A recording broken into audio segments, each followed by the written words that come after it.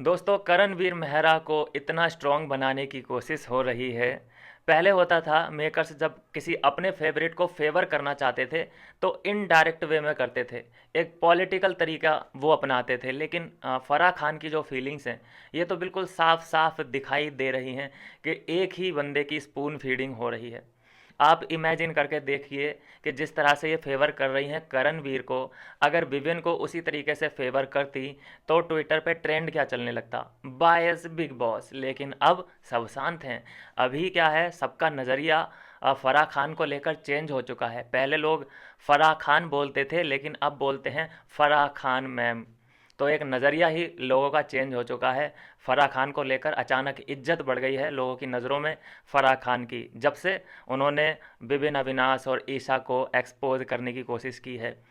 अभी अभी latest update यह है दोस्तों कि ईशा को कटघरे में खड़ा करके उन्हें एक्सपोज करने की कोशिश की जा रही है कि हम जानते हैं कि तुम करण को बिल्कुल पसंद नहीं करती, उसका गेम पसंद नहीं करती, उसकी शक्ल पसंद नहीं करती।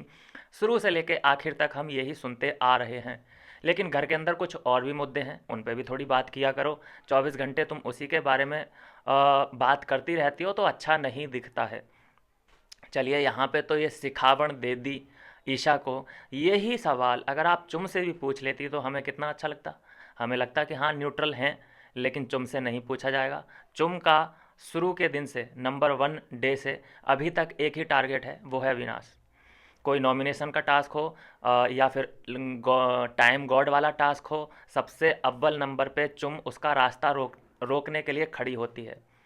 तो उससे भी पूछ लिया जाता है कि यार तेरा क्या है, अविनाश के अलावा तेरा कोई गेम है या नहीं है।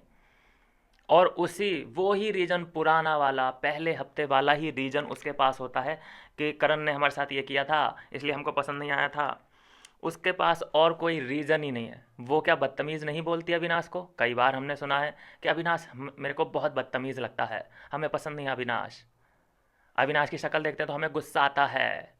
शिल्पा से बात करते हुए हमने कई बार सुना है, क्योंकि शिल्पा और जो चुम की बात होती है वो बात कहलाती है, लेकिन ईसा और अविनाश की बात होती है तो वो चुगली कहलाती है। तो ये सवाल चुम से भी पूछा जा सकता था कि बेटा तेरा गेम सिर्फ अविनाश के इर्द गिर्द है क्या? तुझे प्रॉब्लम अविनाश से ही है क्या? कोई और भी घर के अंदर मुद्दे हैं, उन पे भी बात किया करो। लेकिन नहीं भैया, स्क्रिप्ट दे दी गई है। अपनी भी भड़ास है जो अंदर की, क्योंकि करण इनका पुराना मित्र है, यारी है, तो उसकी वजह से फेवर तो बनता है। तो ये है एक बहुत स्ट्रॉन्ग पोजीशन में यहाँ से लाके खड़ा कर दिया है करणवीर मेहरा को। और एक अपडेट और जो आ रही है दोस्तों, श्रुति का जो एक थाली की बैंगन है उसे अभी लुढ़का के करणवीर की झोली में डाल दिया गया है। अभी आप देखेंगे प्रोमो आ सकता है उसका भी, कि श्रुतिका और करणवीर की दोस्ती करवा दी गई है।